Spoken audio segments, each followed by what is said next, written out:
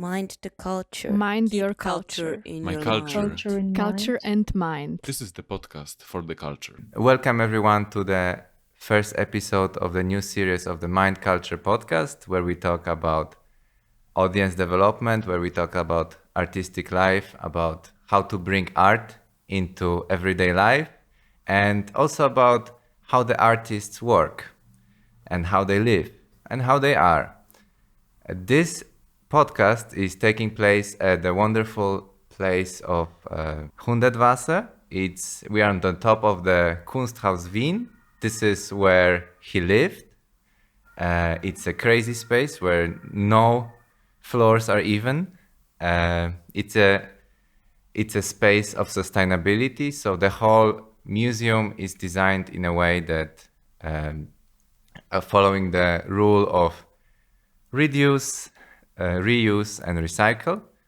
And we are very happy that they decided to collaborate with us. And what I still have to mention, this podcast is a part of Viral Vision's Erasmus Plus project, as well as is supported by BMKS Austria.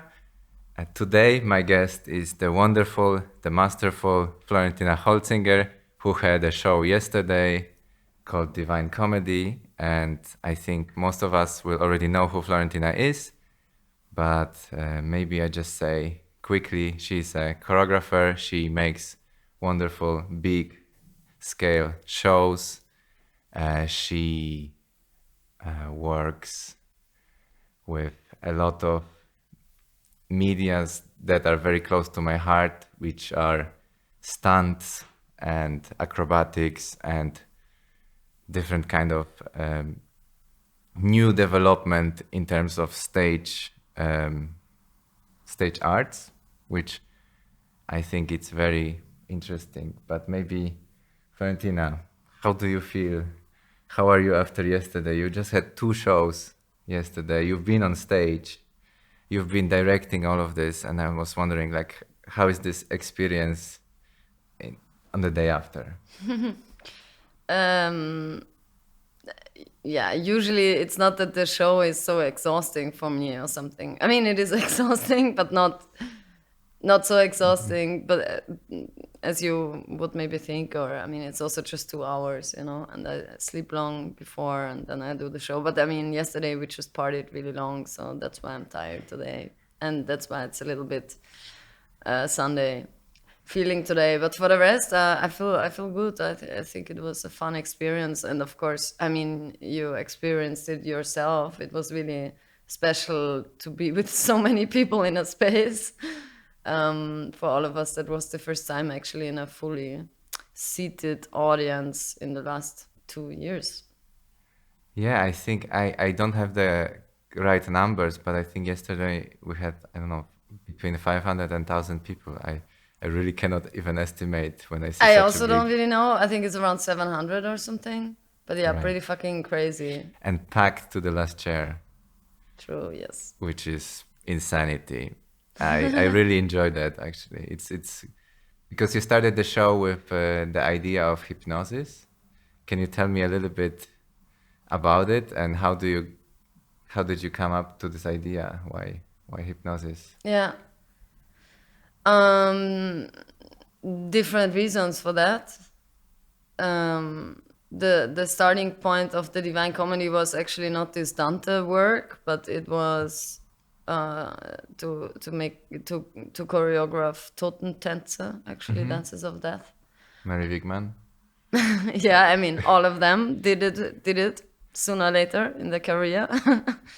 Everybody did it, probably. And through that, I was researching. During my research, I encountered people who had thought that they have something to do with what I think could classify as a Totentanz, or comes close to this state of, to altered states of consciousness also, if you could perceive that as well as an experience like that. And of course, researching through sleep, and then we arrived at the hypnosis, actually, because I want to really have a moment of where something actually transcends in the show, and or altered state of consciousness kind of is actually happens. I mean, in the beginning we wanted to have a dead person on the stage, but that we didn't manage to get. So then this is a very so this was one reason, just hypnosis through the link of sleep being the sibling of death.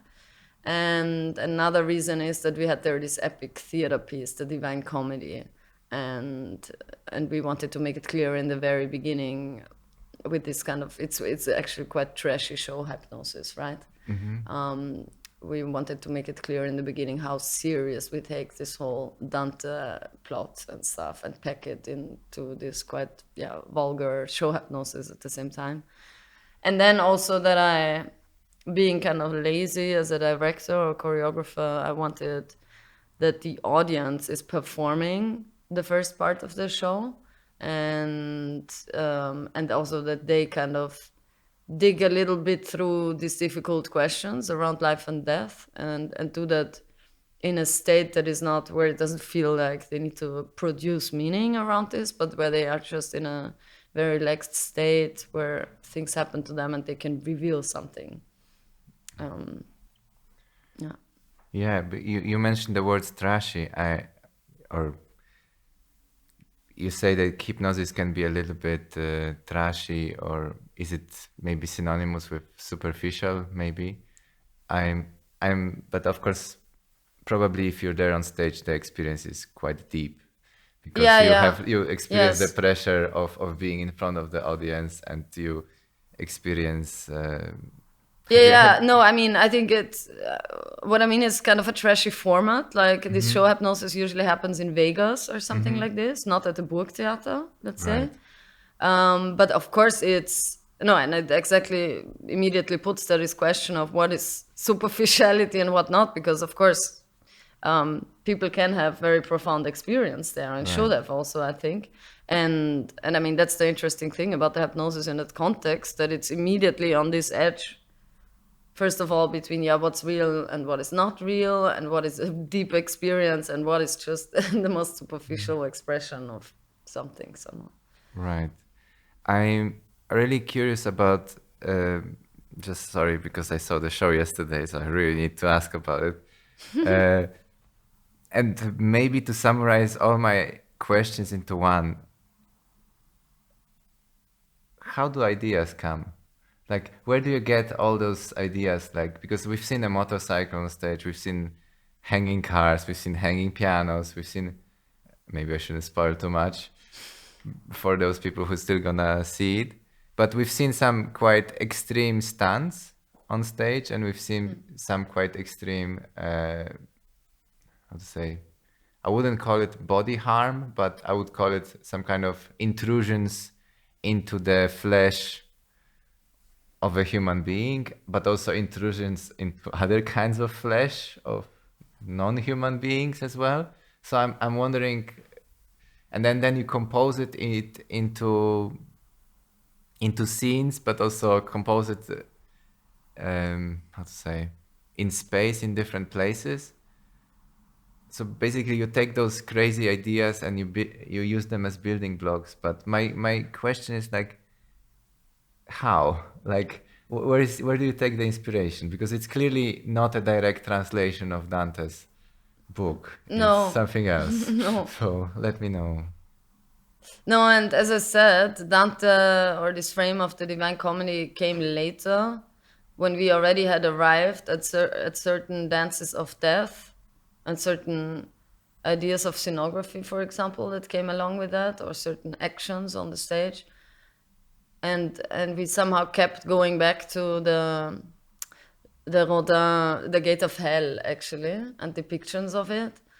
And then we thought it was also kind of a joke, because we premiered the piece at this very at a big theater festival, and we thought it's funny then to really call it a Divine Comedy, in reference to theater and canon in theater somehow, and then because of the elements we had gathered at that moment already, we decided this is a divine comedy for us. I mean, it's not the divine comedy, but it's a divine comedy / our negotiation of life and death through the lens of the dancer, actually. And I mean, how I make decisions about the material or the things that you mentioned. I mean, do you wake up in the middle of the night and have like this image of like, I want to have 2 cars hanging and just Could be. gently rolling around? Yeah, I mean, could be. I mean, I'm pretty infantile in gathering my material. It's very intuition based and very much like I wake up and I dream of 2 cars and then I'm like, well, if the budget is there, why not? Right.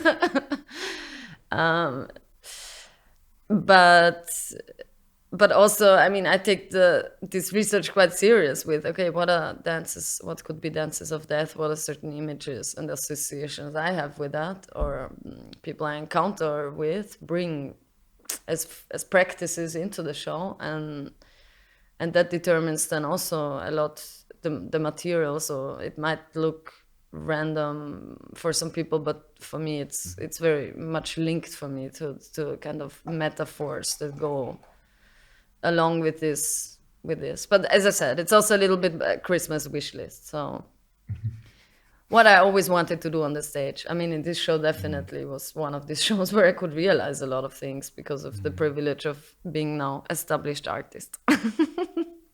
Right.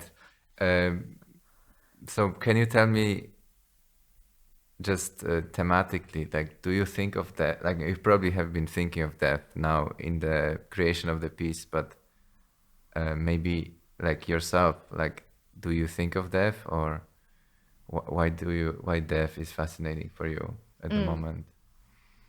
That would be my first. Yeah. Yes, I mean, it's a bit, yes, I was busy with this topic of death a lot through the show, but also more through the lens of looking at death depictions, art historically speaking, or something. But yeah, when you are really in the work, I mean, yes and no. You are busy with this topic of death, but then also very soon you're just busy with form, putting it into form as a choreographer. So it's kind of funny, and you also hit. I mean, first of all, I have the feeling as an artist, yeah, you are always very busy with death. So I mean, can you tell me more about this? Why? Why? No, I mean, I think that always interested me in dance or in art generally. I mean, to be busy with this. No, I mean, you are so busy with life and the living body, and even if you perceive this performance moment as this moment where you always watch somebody dying or coming closer to death, or even the audience will be 2 hours closer to death after the show and all these kind of things, you're always busy with this topic of death as a performer, and also through aging as a dancer and all these kind of things, or the body changing, and through that the work changing and all these kind of things. It was not that I had like traumatic death experiences. It's also, I mean, it fell into this COVID time, but the project was planned already before that. And then I think death brought, through COVID, death was placed more into the living room of everybody a bit. Not just the tragic event of the singular being or something, but it was more this, in everybody's living room suddenly was this, death was present in a certain way. So that also played into it, of course. But as I said, at the end of the day, as a choreographer, then I can be super sober about what I'm working with, and I would really say I'm just interested composing forms in space and time, and death will always be present when you do that. Right.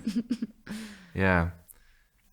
I think, I mean, I feel there is something, at least for me, like when I really perform, like if I'm on stage and I really feel this excitement, and then like there is a moment of giving everything to the audience, and there is a moment of kind of dying in that. but of course it's not real dying. But there's also a moment of dying when the performance is over. There are different kinds of moments of dying. I feel they're related to performing. But speaking of dying and speaking of, there are two questions that I have. Like let's put it like this: 3 words like suffering, toughness, and danger. And I'm just wondering, what is your relation, like also yourself as a maker? Because I feel like there is, when I look at you, I want to talk with you here for 5 minutes, I realize that you are, at least you come off as a very tough person. And you realize now after 5 minutes, or, no, I say, or 5 minutes in the show, something and like the that. show, and generally that you are able to withstand all this career and actually keep on going. I think there is a lot of toughness in that, and also I know that you've been busy with training yourself in martial arts and also, let's say, doing a very edgy kind of bodily actions, which for me links both to suffering and also to toughness, or to developing toughness through suffering. I don't really know, and there is also some danger involved. So I'm just wondering if you could navigate those 3 words for me. Toughness, suffering, and danger. What does it? Yeah, I mean toughness, but that's relative a little bit. I mean, coming from martial arts, I don't know. You come yourself from martial arts? No. Yes? No, I come from learning ballet as a kid. Ah, great. Well, it's the same thing. Which is kind of close. Yeah, we know that ballet is also a martial art. Can be. And then I switched to breakdance lately, which is, 10 years ago, but which is also kind of related to extreme levels of toughness, but it's a different kind of toughness. Definitely. Yeah, so it's, at the end of the day, that's just a training. And I mean, even martial arts or combat sports or something, for me they are not really related to toughness, but like a certain discipline that one imposes on the body, and certain rules of a game that one plays. I mean, there is, at the end of the day, not that much of a difference between dancing and that, in terms of, I think, then being a ballerina, you need to be probably tougher than being a mixed martial arts fighter. Well, I'm not gonna compare this now, but yes, could be. I mean, we know that things don't necessarily look the way. You cannot really tell the work behind those things somehow. So I would not consider myself super tough to remark on that term somehow. But I'm a fan of training, and I'm a fan of physical transformation and using dance in that way, or sports and stuff like that. So, and there was for sure moments in my life where I wanted to become really tough actually. And I mean this, related to this stupid accident that I had, must be already 10 years ago or something, where I kind of experienced my near-death experience. Can you tell what happened? I had shows of Canna Plus Verscheiß, one of our baby shows back in the days. We had shows in Norway, in kind of not a conventional theater space, but some garage kind of thing, and not a lot of experience myself with aerials and stuff. And I screwed something wrongly into the ceiling, and in the act I kind of screwed myself out of the ceiling and fell on my face. And I mean, it was not a super tragic accident as in what happened to me, but I think it was for our audience experience a fucking nightmare, because it really looked, I think, like somebody just dies there on the stage. And I just came back to consciousness in the hospital. So it was a bit a nightmare come true, but also taught me a lot after that.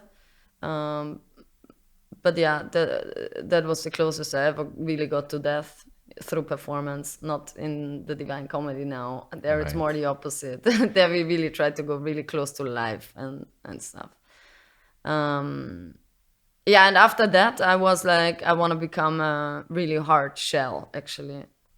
And it had to do with the accident a little bit, but it also had to do with being that at that moment, I kind of had just started my career and was a little bit struggling with this, being thrown out onto the art market, and felt that I wanted to be more resilient and resistant, actually, and it helped me as an artistic training, the martial arts.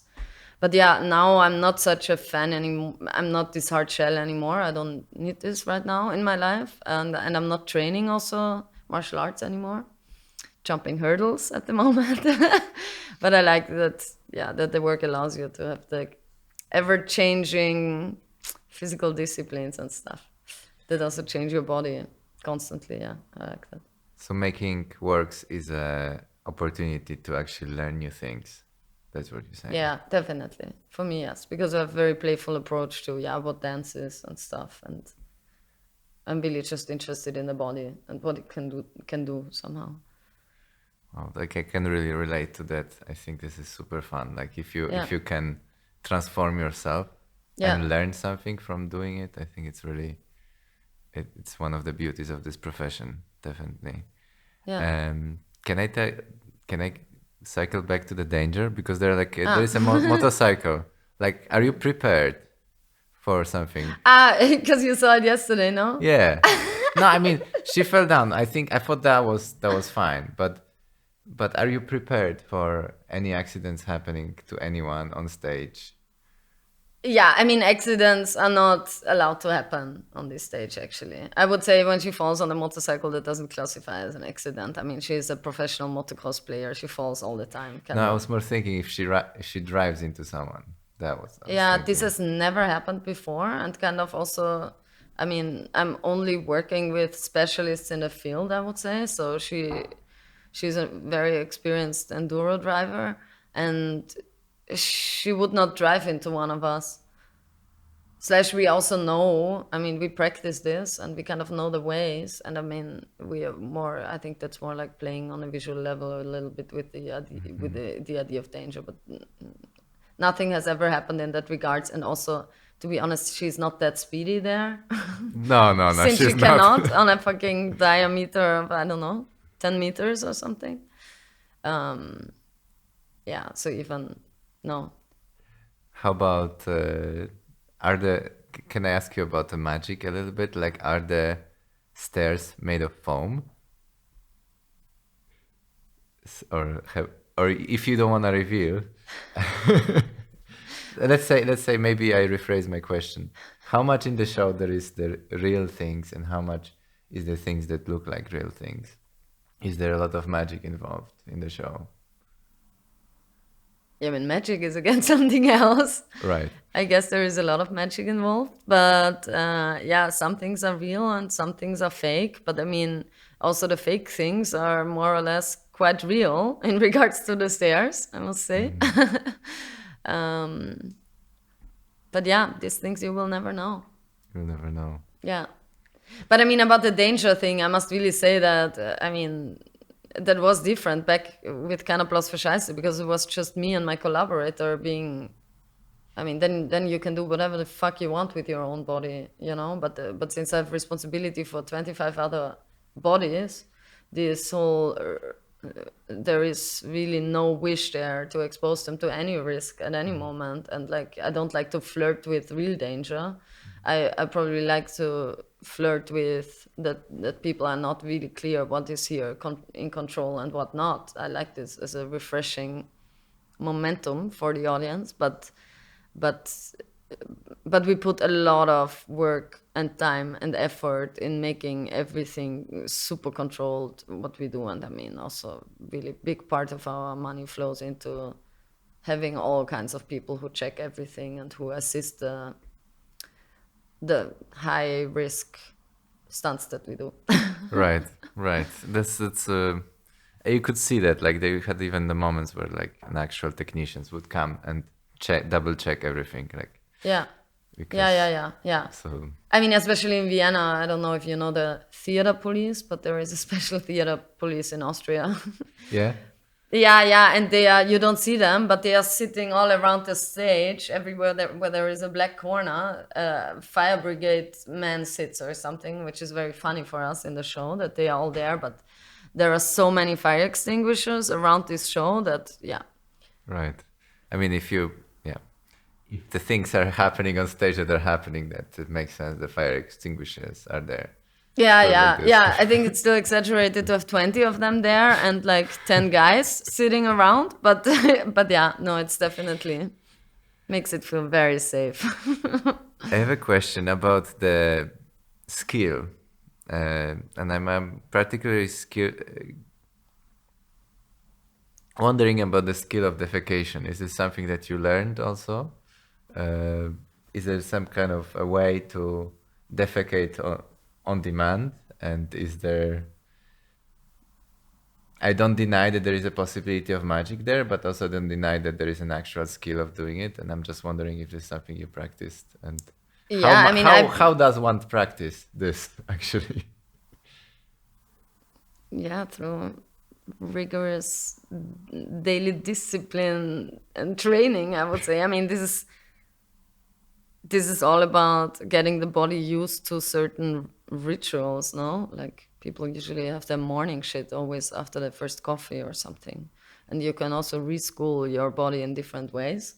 So it's just another type of training, I would say. Yeah. Is there some special product that you need to take in order for, I don't know, help yourself? No, it's really more about this, establishing certain rules for times and stuff. Quite ritualistic shitting schedules and things like that. But it's not a particular product, no. Okay, that's really interesting. There's a lot of really interesting things, I would say. I mean, this has always fascinated me. I mean, how to, as a dancer, you are busy a lot with also controlling your body. And I think, this counts for forms and for being able to lift your leg in a certain way. But also, your being contemporary dancer, the inner body is also very important somehow. And so you can also school it and dance technique can be so much. Right. Yeah, I think this is a really open approach to what dance could be, and I think,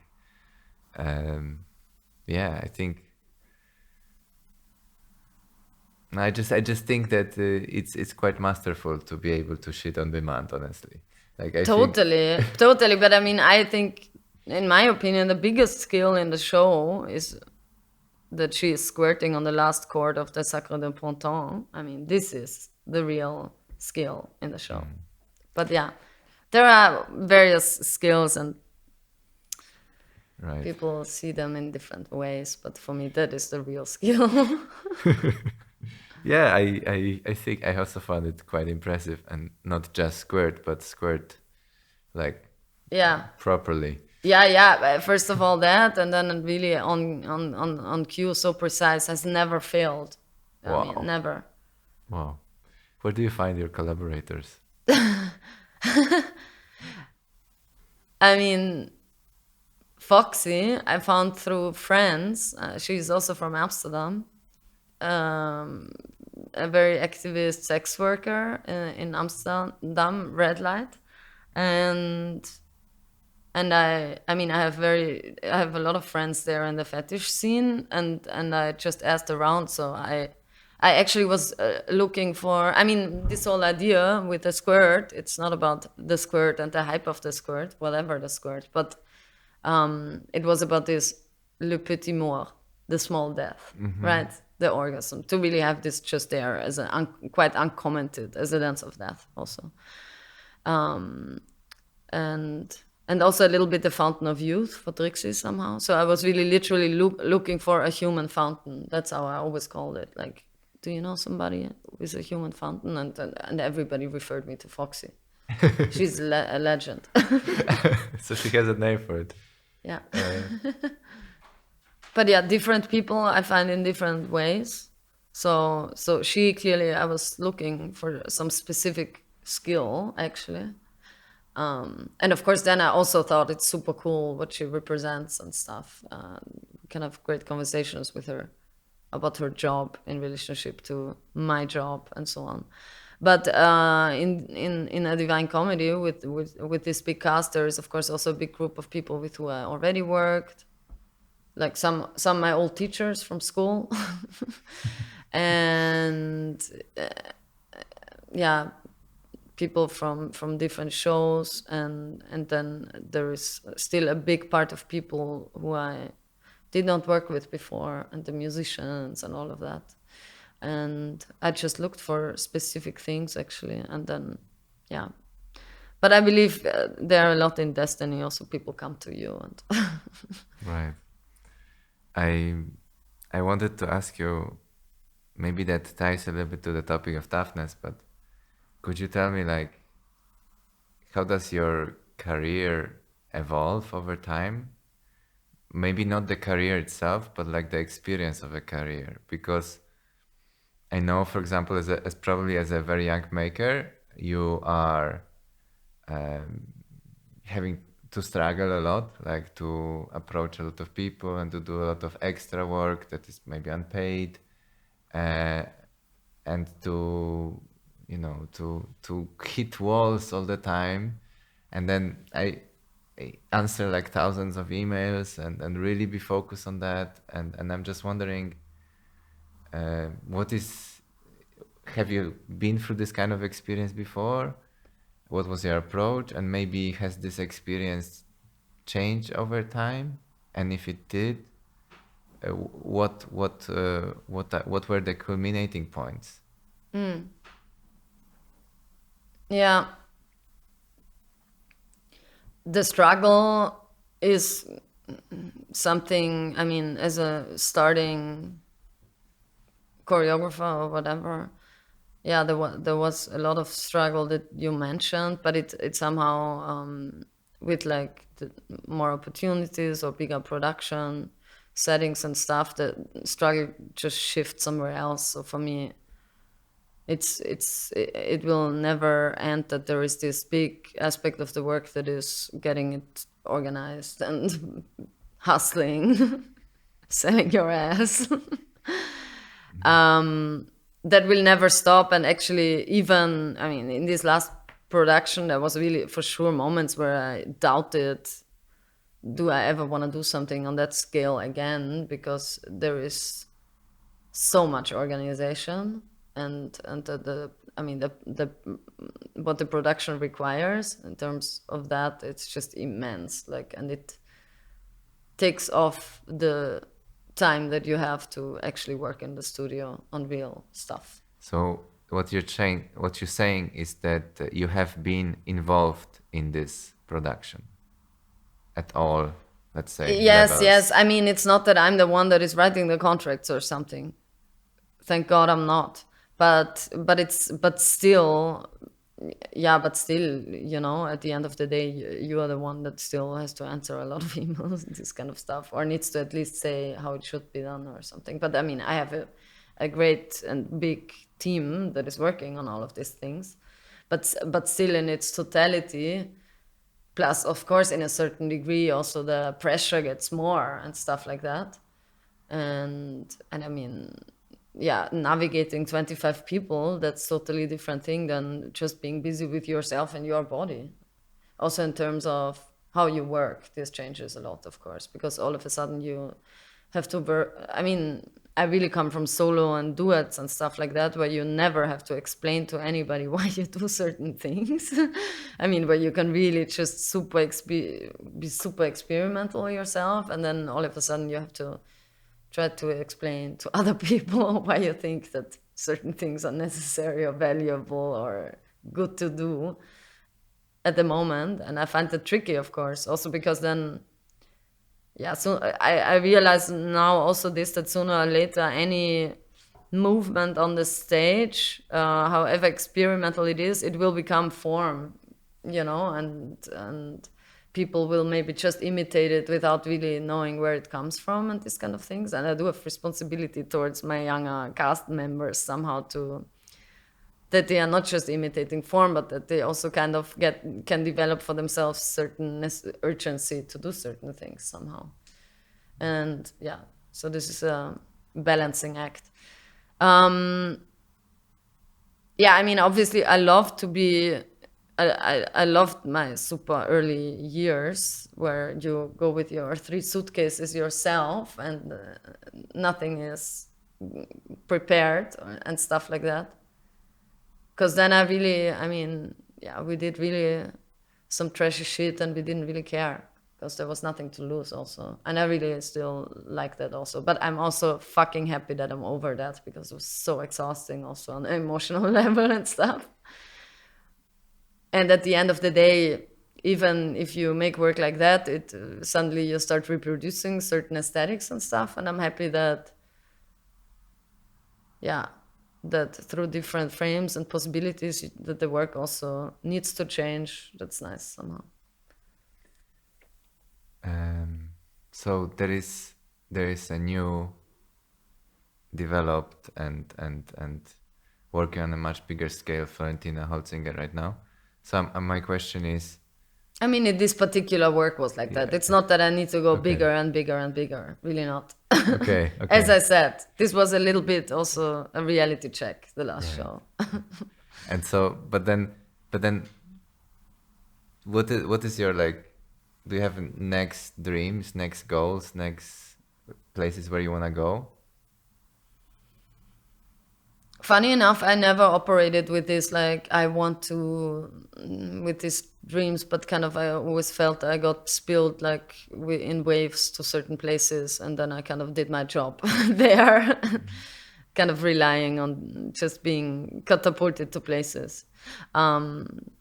Like now, for example, I do have, right, a little bit this collaboration there with the Volksbühne in Berlin, where I know I will produce my next work, actually.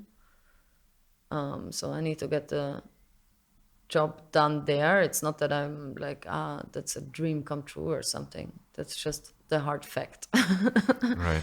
But yeah, I must say I really stepped now fresh out of a Divine Comedy, and I for sure need to have 5 ayahuasca experiences before I know what I really want. I want to start from a clean slate again. No, I'm kidding, exaggerating, but I want to take time to see. Right.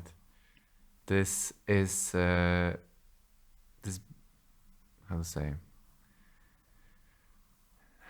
I'm wondering, because yesterday we had 700 people in such a cramped situation watching your show.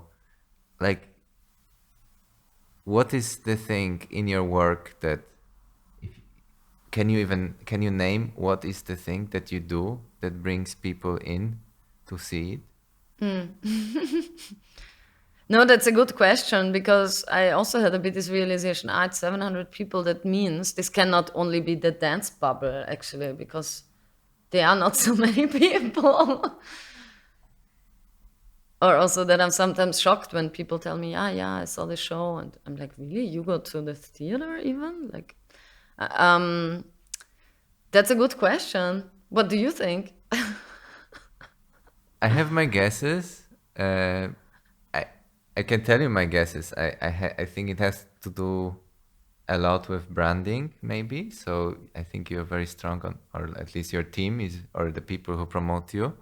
But I think also yourself, because I've been on your website.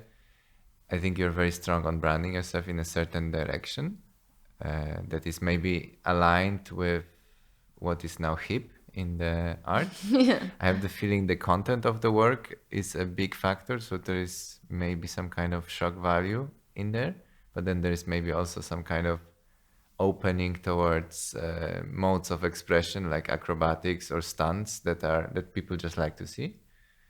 And yeah, I don't know. I really don't know what else it could be. Like, of course, the fact that you perform in the most prestigious place in Vienna for this kind of art, it also plays a role. But it could as well be 300 people. Like, why there were 700 people? That's a Yeah. good question. Maybe Yeah. you tell me.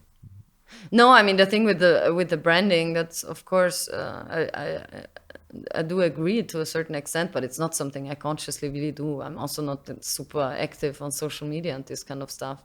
But of course, it's something what happened through the media right from the beginning, that there was this certain shock value branding, I would say. But I think that was always also a double-edged sword somehow, because this also at the same time backfires at you. I mean, if I read most of the reviews of my shows, I'm like, who would watch something like that? No, because people that describe it just sound super vulgar and perverse, and I'm like, why would I watch somebody shit? I mean, this kind of stuff. I still hope that the show is more than that to people, actually. So I think it's, for me, this is a double-edged sword a little bit. It also backfires. So I'm a little bit biased about the branding. But yeah, I guess it's, but also based on my own fascination with these things, like sports and circus and these things that have a big entertainment value also. That is for sure more accessible also for people who are not coming necessarily from the culture bubble or something like that. Yeah, but that's just in the nature of the work, I guess. That was always important for me, that it's also entertaining. I mean, because why else would you look at anything? I can relate to that very much. Can you tell me, okay, so... Or at least then you're allowed to also do really boring stuff. I believe there is always some, scenes or narrations in the shows also that, you need to seduce the audience into then being able to look at something else that maybe does not have the straight-on entertainment value or something. Yeah, I'm sure there is audience for everything, of course, but much smaller. Let's put it like this. Let's put it like this, boring stuff. But I'm wondering, like, what would be, like, if you were in charge to bring maybe not 700 people, but like 5,000 people, like, what would you be to the theater or to a venue of sorts or a stadium or whatever? Like, what would be your strategy? What would you maybe add to attract even more people? It's a hypothetical question. Oh my God, I really cannot. I don't even know. Like, why would I even want to have so many people there? Then you would need to really do a air show or something like that. Because already with the 700 people, I find, of course, it's a pity that you don't have closeness with a lot of people. And I think that's why it would not be my total fantasy, this 5,000, 7,000. But okay, if I had a big stadium, which, fits then, couple thousand people. Yeah, I don't know. It's more a question of scale than just I'm curious because, let's say, okay, you can only have 700 people at once. So, let's say you do more shows. That's one strategy. But what if there is an experience where you can have more people? Like music does this very well, for example. And I'm just wondering, because I'm wondering about this question, like, how, like, I had a feeling like you as an artist are able to make contemporary dance attractive to a bigger amount of people. Maybe, Then but your also a lot of people would say it's not dance, actually, but Yeah, that's, of course, debatable. Yeah. But let's say you have the label of contemporary dance and you bring in public for it. Yeah. So... No, my dream, my personal dream is like, how can even more people come to see contemporaries? How can even more people have the question of what is my relationship with the body, or like, how do I do something creative and artistic in my life with the body and with my physical experience? Like, I think these are very valid questions, especially nowadays with all the technology that we have surrounding us. And I think that contemporary dance has the ability to, I'll say, put forward those questions. So yes, it is relevant for me personally, hypothetically, the question, like, how do you get 5,000 people involved in one thing? I'm just wondering. Yeah. But if you say like that you're losing the proximity, factor, then maybe you're losing the essence of it. I don't know. Yeah. No, I mean, I don't say that that's impossible, but I would really need to think what could be valuable, because also then you're that's such a big mass event, yeah, that it always, I think, becomes a little bit difficult then, yeah, to I think I really like this, to be able to see eye to eye who is watching who and all these kind of things.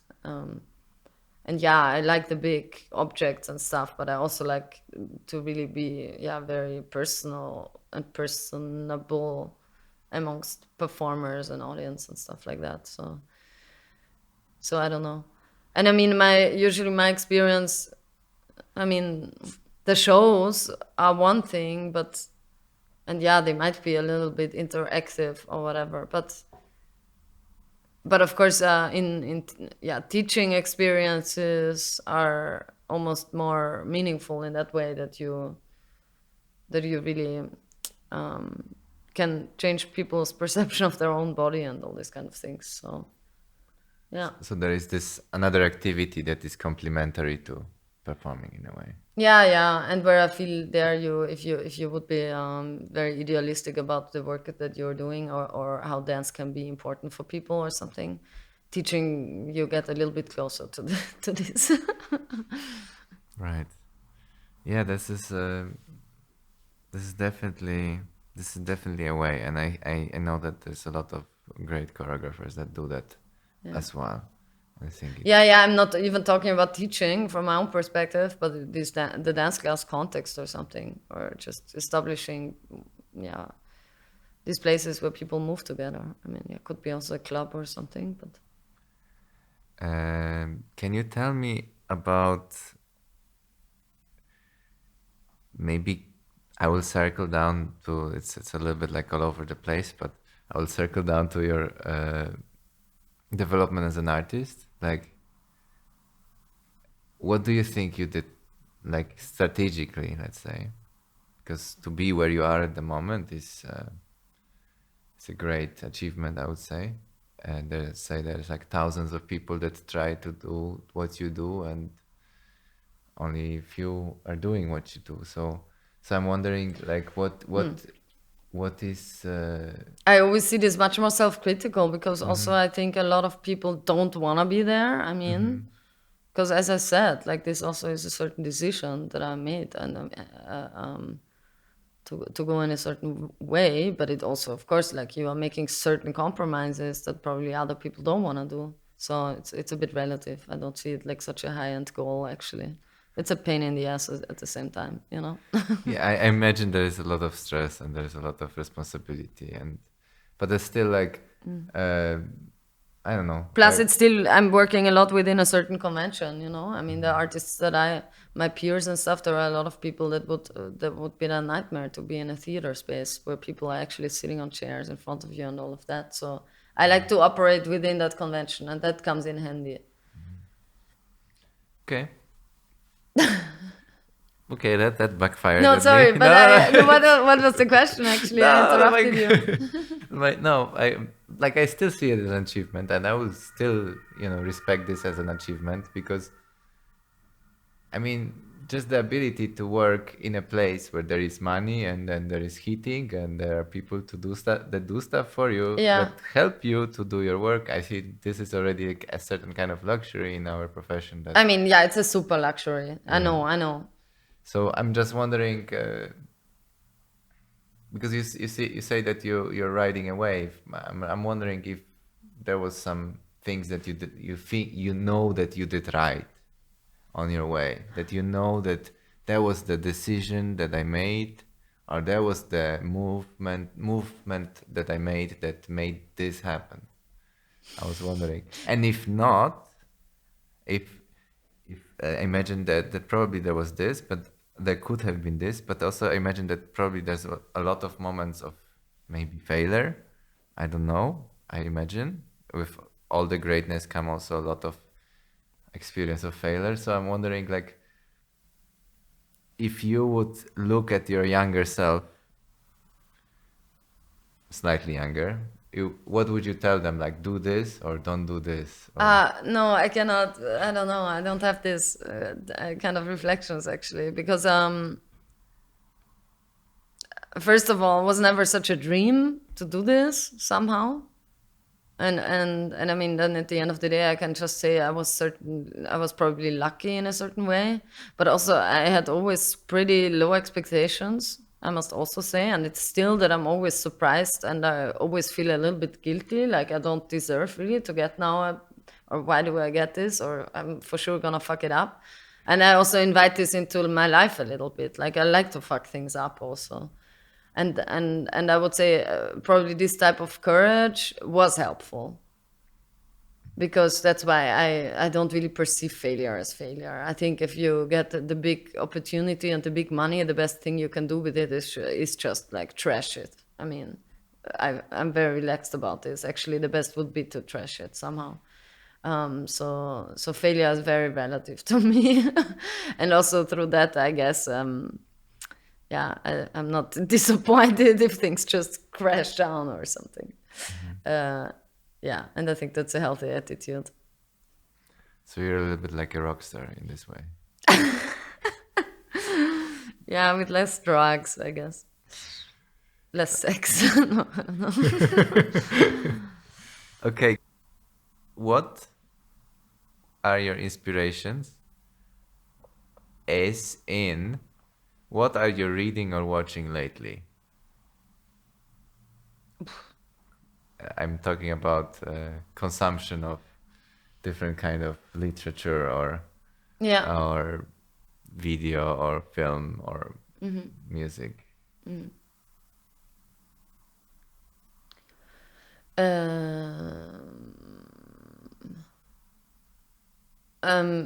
I mean, books. I don't read that much, but I mean, when I'm in a process or something, I do a bit buy books more to look through images and things like that. But that then are really related to the show and stuff like that. On Netflix, probably the last thing I saw was really, I mean, what everybody else watches, the Squid Game, probably. Right. I haven't finished yet. Okay.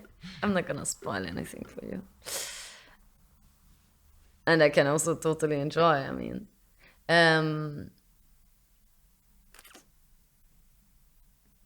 I like to, I mean, yeah, what else? Musically, I must be honest, it's a bit terrible, and it's also kind of funny in relation to the show that I did, but I'm actually really into the new Kanye West album. I know it's fucking churchy and everything, and also, yeah, very hypocrite in a lot of ways and very wrong, but musically it's still, yeah, he's a great musician still, I think. But yeah, actually, I should not even say that loud.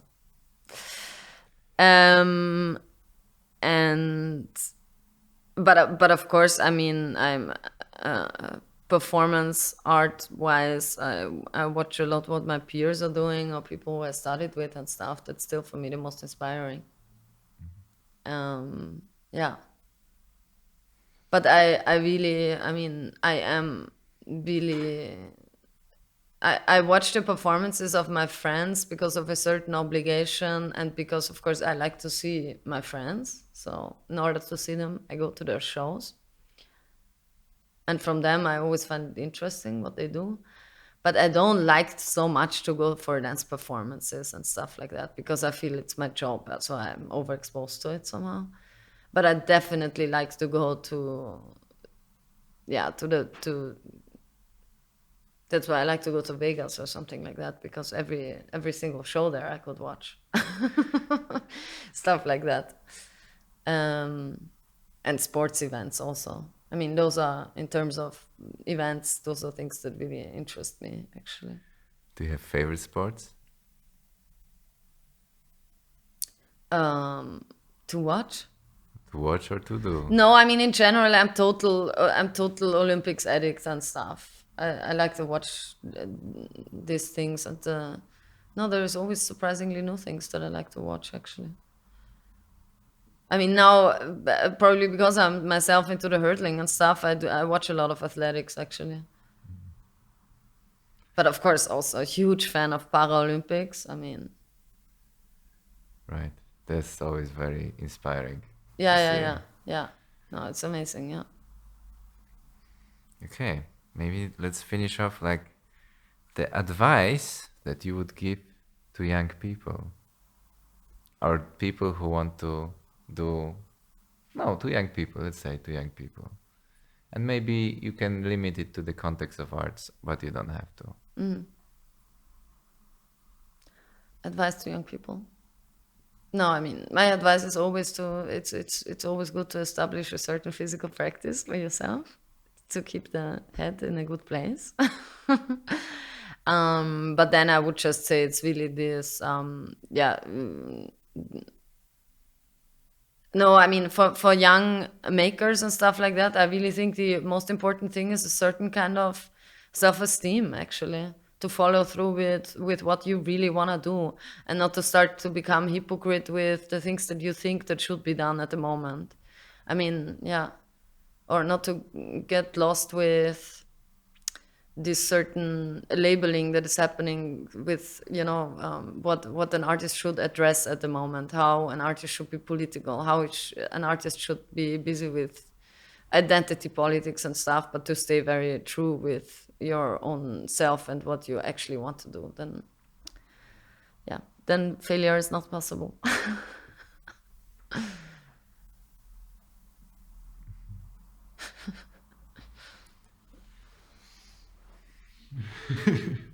Yeah, yeah.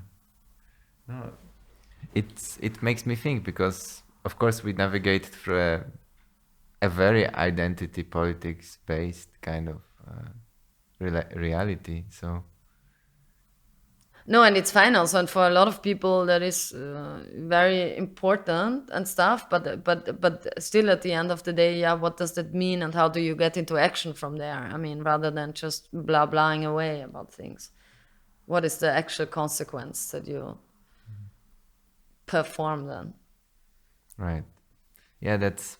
I wanted to say that I mean, probably what in every interview with you is about.